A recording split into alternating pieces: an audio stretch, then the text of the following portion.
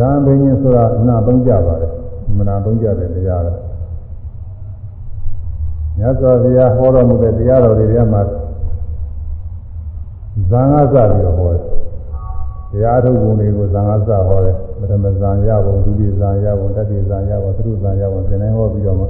အဲဒီကပြီးတော့မှဘိညာဉ်ရပုံကိုဟောတယ်ဘိညာဉ်တွေရပြီးတော့မှလည်းခါတယ်ဝိပဿနာရှုပြီးတော့မဲ့ပုံရောက်ပုံကိုဟောတယ်ဘုရားဟောတဲ့ဒေသနာတွေကဒီလိုကြီးပဲပေါ်ရတယ်ဒါကြောင့်ဒီထုတ်တဲ့ပုဂ္ဂိုလ်တွေကဘယ်နဲ့ယူလို့ဆိုတော့တရားထုတ်လို့ရှိရင်ဇာကအရင်အထုတ်ရမယ်ဇာရမှဇာရပြီးတော့မှမဲ့ပုံရနိုင်တယ်တို့ကဒီလိုတော့မှယူတာဒါကတော့လည်းပဲကျင်းလုံးအကြည့်ပါလိမ့်မယ်ဒါကတော့ကျင်းလုံးအကြည့်ဒါကဓာရီကဒါဓာရီမှာပြောထားပါတယ်ဇာမရပဲနဲ့ဥဇာရသမารိကနေပြီးတော့မဲ့ဖို့ရနိုင်ပုံတွေလည်းပြောပြီးတော့ဒါတော့ဇာမပါပဲနဲ့ဒုက္ခဥပါဒကပုဂ္ဂိုလ်တွေရှိနေတာပေါ့ဘုရားလည်းတဲ့တုန်းကဇာမရပဲနဲ့ဥပဒနာပြုသွားလို့မဲ့ဖို့ရောက်ရဟန္တာတော့ဖြစ်သွားဘာသာမှမပြောင်းကောင်းနေပါလေလည်းမပြနိုင်ဘူးတကူလည်းပဲမပြနိုင်ဘူးဘာမှလည်းသူ့မမြင်ဘူးဘာမှသူ့မကြောက်ဘူးသူတော်ဘာစိတ်လည်းမသိနိုင်ဘူးသူဘာသိတော့သစ္စာလေးပါးတရားပဲသိတာပဲသစ္စာလေးပါးတရားမှန်တိုင်းသိနေတော့ကိလေသာတွေတော့ကျင်းနေတယ်ဘာကိလေသာမှမဖြစ်ဘူးနောက်ဉာဏ်ပရိနိဗ္ဗာန်သုတိမှနောက်ဆိုလို့ရှိရင်ဘဝတည်ရုံနဲ့မဖြစ်ဘဲနဲ့သင်္ခါသိငြိမ်းတဲ့နိဗ္ဗာန်ရောက်တယ်လို့ဆိုရအနုပါရိတနိဗ္ဗာန်ပေါ့အဲ့ဒါကတော့အတူတူပါပဲဇာမင်ရတဲ့ပုဂ္ဂိုလ်တွေလည်းဒီရောက်တာဇာမင်ရင်မရတဲ့ဒီရောက်တာပဲဆိုတော့ဇာမင်ရင်ရတဲ့ပုဂ္ဂိုလ်ကဘာထုလို့ဆိုလို့ချင်းဇာမင်ရင်ရတဲ့ပုဂ္ဂိုလ်ကတော့ဒိဋ္ဌဓမ္မပုခါဝိဟာရအကျိုးရှိတယ်တဲ့ဉာဏပုဂ္ဂိုလ်ချင်းတူဝင်မယ်လည်းပဲဇာမင်ရင်ရလို့ရှိရင်မိမိတို့ရတဲ့ဇာနေနဲ့နှလုံးသွင်းနေပြီးသမ်းပါတယ်အဲလိုပဲလေဝိပဿနာရှုနေရင်လည်းပဲထိုက်ကြတော့သမ်းပါပါလေမိမိရတဲ့ဖလားသမဘာဉာဏပုဂ္ဂိုလ်ဆိုတာရဟတဖလားသမဘာပေါ်တယ်ရဟတဖလားသမဘာဝင်စားပြီးနိဗ္ဗာန်အောင်ပြုနေတော့သင်္ခါရရှင်ကြီးရောက်နေတယ်ဒီလည်းပဲဆမ်းပါရတော့ရပါတယ်ဒါပေမဲ့လို့ဇာငါသူကဒိဋ္ဌဓမ္မပုခါဝိဟာရလို့အထူးပြုပြီးတော့ဟောတာဘာဖြစ်လို့လဲဆိုဇာနဲ့ဝိပဿနာတွေကမတူဝိပဿနာကတော့သူက6တွေ့ပြီးတော့ဇာများလို့ဘာယာဝယ်တွေသိပြီးတော့မပါဘူးဇာကတော့သူကဘာယာဝယ်တွေနဲ့ကောင်းတယ်ဆိုတာတရားဒါကြောင့်မို့ဒီကိုယ ahanan ပုဂ္ဂိုလ်တွေယ ahanan ဖြစ်နေပေမဲ့လို့ဖလားသမဘာဝင်စားပဲနဲ့ဇာနေဝင်စားနေတာရှိတယ်ဒုတိယသင်္ဃာယနာတင်စဉ်ခါကာလဓမ္မဒုတိယသင်္ဃာယနာတင်စဉ်ခါကာလဓမ္မအဲဒီမှာသင်္ဃာယနာသင်္ဃာနီးသံဃာတွေစည်းဝေးတိုင်နေဆွေးနွေးကြတဲ့အခါမှာသံဃာနာယကမထေရကြီးနဲ့ဒုတိယမထေရနဲ့ဒီညမှာကျောင်းလေးတစ်ခုထဲမှာကျင်းကြတော့သံဃာမထေရကြီးကတော့သူ့နေနေနေရပါပဲဒုတိယမထေရကတခြားအာဂန္တုရောက်လာတော့နှစ်ပါးကျောင်းလေးထဲမှာအတူတူသတင်းသုံးရအာဂန္တုမထေရသူကမရှင်းငယ်ဆိုတော့မထေရကြီးအသက်120ကြီးနေထေရကြီးမထေရကြီးကလည်းပဲသူကမရှင်းမဲနဲ့ထိုင်နေမထေရကြီးလည်းပဲမရှင်းမဲထိုင်နေတာပဲဆိုပြီးတော့မရှင်းငယ်ကလည်းပဲသူလည်းပဲမရှင်းမဲနဲ့သူကထိုင်နေမထေရကြီးကလည်းစဉ်းစားအောင်အာဂန္တုသူကများပြီးပါနေကြတာပဲသူလည်းပဲမရှင်းထိုင်နေတယ်ငါလည်းပဲမရှင်းဘူးဆိုပြီးသူကလည်းအာဂန္တုနဲ့သူကလည်းထိုင်ညလုံးကိုထိုင်နေကြတာဘူးသူကထိုင်နေကြတော့မနေ့စောစောကြတော့တရားဆွေးနွေးနေကြမထေရကြီးကမရှင်းငယ်ကိုမေးရေဝတ္တမထေရကြီးကဘာဘာသာနေတယ်ငါရှင်ဘယ်ဝိဟာရများနဲ့နေပါတော့တတိတော်ဗျာများသောရှင်တော်မေတ္တာဓမ္မဝိဟာရနဲ့နေတာပါပဲ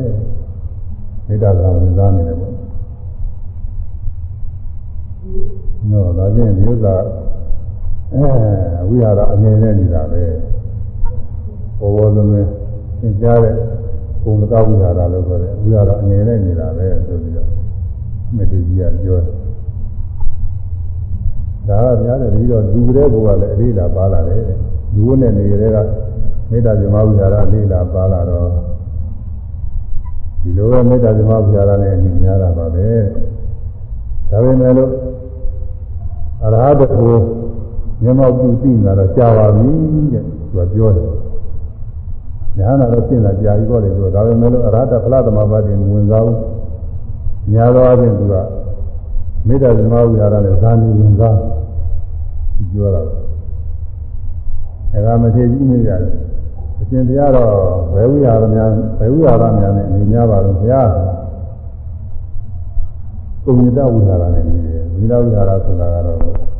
အနတ္တ ानु ပါဒနာနဲ့ဖလားသမဘာဝင်စားတယ်အဲဒါအရဟတဖလားသမဝင်စားပုံညဝိဟာရဒါရင်ကြားတဲ့ရှင်မြတ်သက်တမ်းကြတဲ့မြင့်မြတ်တဲ့ဝိဟာရနဲ့နေတာပဲဟုတ်တယ်တဲ့ဒါကဒီတုန်းကလည်းသူကလည်းလူတွေကလေးလာရှိတာလေလူတုန်းကလူ့ကြောင်တွေကတရားသူတွေနဲ့ရလာသလားမပြောရပါဘူးဒီမထေကြီးကလူတွေကသူလေးလာရှိလာတာတဲ့ဒါမှမဟုတ်သူမှဒီသုံးဓာတ်ဝိဟာရနဲ့ပဲအနတ္တ ानु ပါဒနာနဲ့ဥပါဒနာရှိပြီးတော့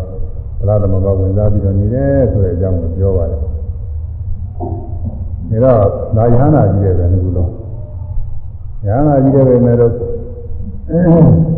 ဗလာသမဘနဲ့ဝင်စားနေတဲ့ပုဂ္ဂိုလ်လည်းရှိတယ်ဇာဝင်စားနေတဲ့ပုဂ္ဂိုလ်လည်းရှိတယ်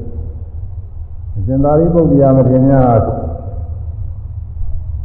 ဓမ္မကသောတာပန်ဖြစ်ခြင်းတော့အရှင်သတိမထေရတရားနာပြီးတော့ယေဓမဟေတုဘဝဒေသဟိနတတရတောအာဟဆိုတဲ့ဂါထာကိုကြားနာပြီးတော့သောတာပန်ဖြစ်တယ်ဒီတော့မှသာမပါသေးပါဘူးတရားနာပြီးသောတာပန်ဖြစ်နောက်မြတ်စွာဘုရားကရောက်ပြီးတော့တဲ့အခါမှာယဟန်ပြုအဲဒီလေးကိုပြီးယဟန်ပြုပြီးတဲ့နောက်မှာဇန်သမဘာတိနဲ့ပဲဆိုတာသောတာပန်ဖြစ်ပြီးမှဇန်နေအားထုတ်တယ်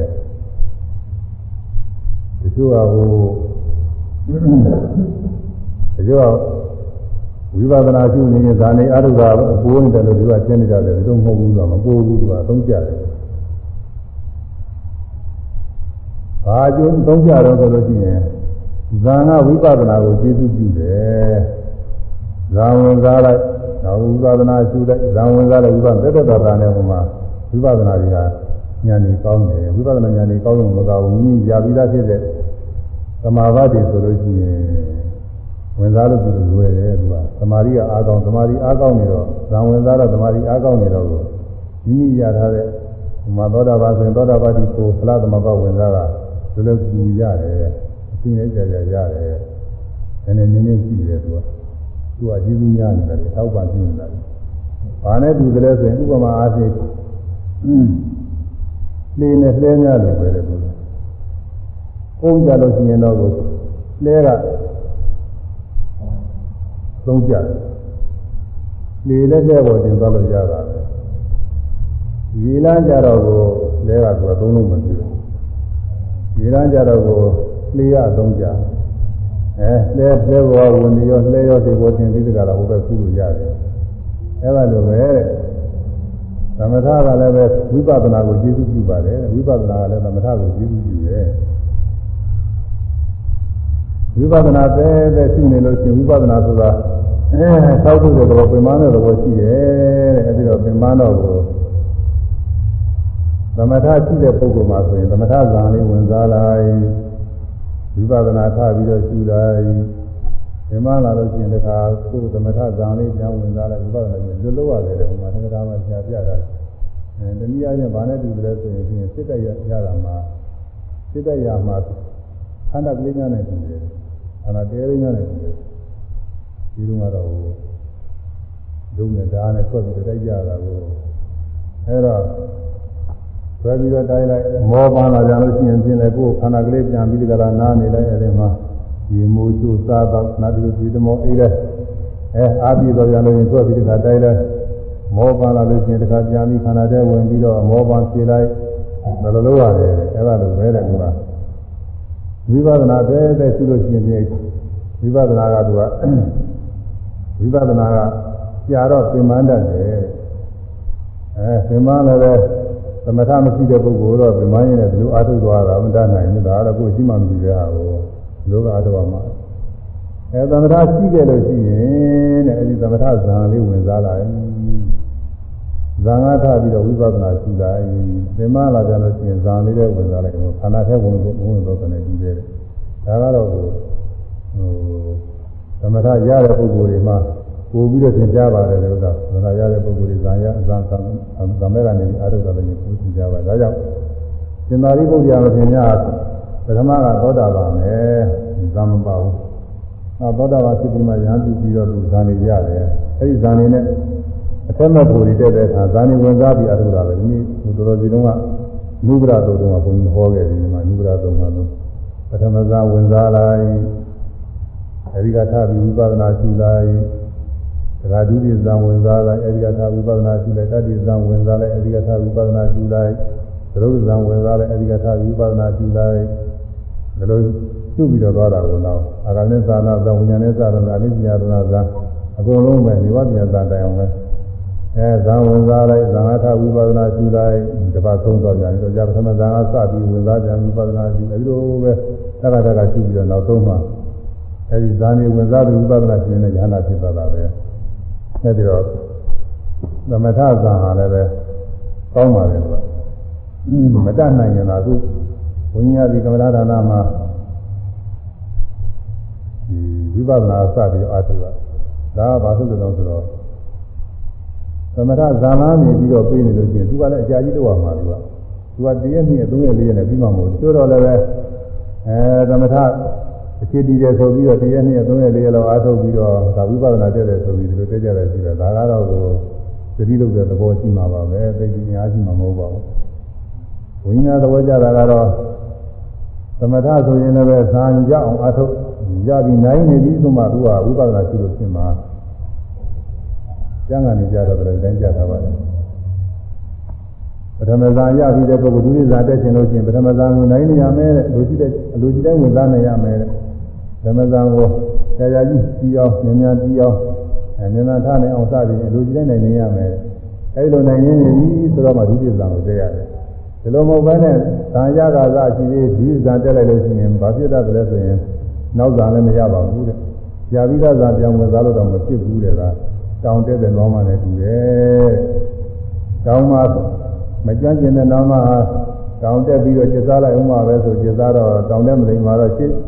စ်လက်ကမမြဲသေးခင်နောက်ချီကနေဆွဲလိုက်လို့တောင်းဘွားဆွဲကြသေးတယ်ကွာအဲဒီလိုဖြစ်တတ်တယ်အဲဒီနောမဟာကိုယ်သွားခြင်းတဲ့နေရာလည်းမရောက်ကိုယ်နေနေရလည်းတရားမရောက်အဲ့ဒါလိုပဲတဲ့ပထမဇာမမကြည်သေးတဲ့ပုဂ္ဂိုလ်ဒုတိယဇာသွားတယ်လို့ရှိရင်ဒုတိယဇာလည်းမရပထမဇာလည်းပြည့်တစ်ခုလုံးပြည့်တတ်တယ်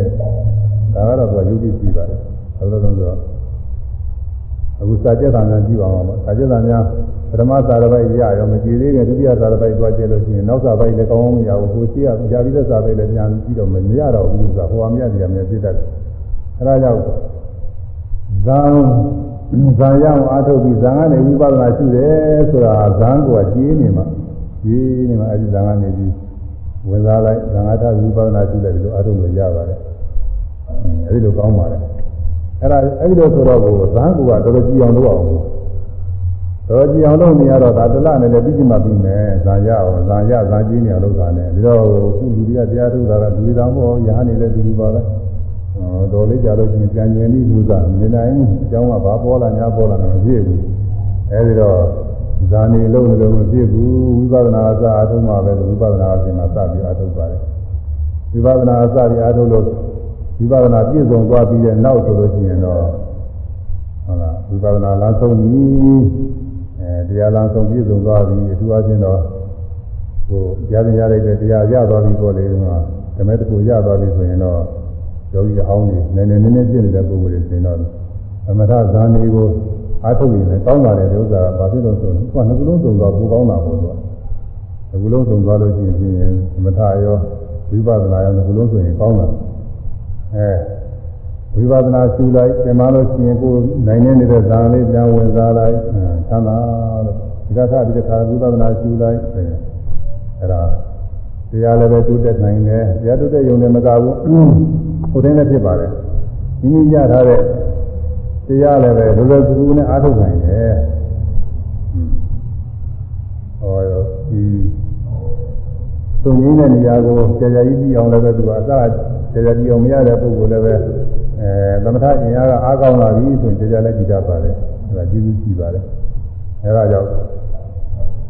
တတ်နိုင်လို့ရှိရင်တော့သမထဝိပဿနာနှစ်ခုလုံးဟာ ကျိုးရှိတာကြီးတယ်ပါသမထသက်သက်နဲ့သာသနာ့ဘာအာထုတာမျိုးကတော့ဒါကတော့သူကသာသနာ့ဘာကဝိပဿနာမှမရှိသေးတာကိုဒါကတော့သိပြီးကျေးဇူးမများဘူးကိုလေဒါပေမဲ့လို့သာသနာ့ဘာအနေအချင်းတော့သူလည်းကျေးဇူးများတာပဲသာမဒါနသီလကုသိုလ်တွေတဲ့တော့သူကဓမ္မပြည်ရောက်ပြီးသူကျေးဇူးများသေးတာပဲသာသနာအတွင်းမှာဆိုတော့ဒီသမထကလည်းပဲသူကအနာကျေးဇူးများပါတယ်သောတာပန်ဒီမဲ့ဖို့လောက်ရနေတဲ့ပုဂ္ဂိုလ်ပထမဇန်လောက်ရသွားရင်ကိုသူကအနာဂါလောက်တော့ပြီးရောက်နေတာပဲဘာလို့လဲတော့ဆိုသောတာပန်လည်းဖြစ်တယ်ပထမဇန်လည်းရတယ်ဆိုရင်ဒီပုဂ္ဂိုလ်တည်တဲ့အခါကာလကြလို့ရှိရင်သူကဓမ္မကြီးရောက်တယ်ဟုတ်ပထမဇန်ဆိုတော့အောက်ဆုံးပြမဘုံရောက်တာပေါ့ဒါပေမဲ့သူကကာမဘုံကြားမလာဘူးလူလည်းပြန်မဖြစ်တော့ဝန်တာလည်းပြန်မဖြစ်တော့သူကပြမပြေမှာပဲအဲဒီတဘောကတဘောတိုးတက်ပြီးတော့သွားနိုင်တယ်နောက်ဆုံးမှသူရဟနာဖြစ်ပြမပြေမှာပဲပြိဋိဘံကံတော့မှာဒါကြောင့်ကာမဘုံကြားမလာဘူးတဲ့ဒါကိုဇာနာနာဂာမိခေါ်တယ်ဇာနာဇာနဲ့ဥစ္စာပြီးတော့သောတာပတိနဲ့ကိုလောက်ကြာပြီးသားပုဂ္ဂိုလ်ကပထမဇန်လောက်ရရင်ကိုအနာဂါလောက်သူကပြီးရောက်ကျေးဇူးများပါတယ်အဲဒါကြောင့်စနိုင်လို့ရှိရင်အဲဒီဝိပဿနာပြည့်စုံစုံနိုင်နေအားထုတ်လို့အာရပါရှိနေတဲ့ပုဂ္ဂိုလ်တွေကသမထတရားတွေအားထုတ်တာကလည်းပဲကောင်းတယ်လို့ဆိုတာပြီးမှပြုဖို့ပါပဲ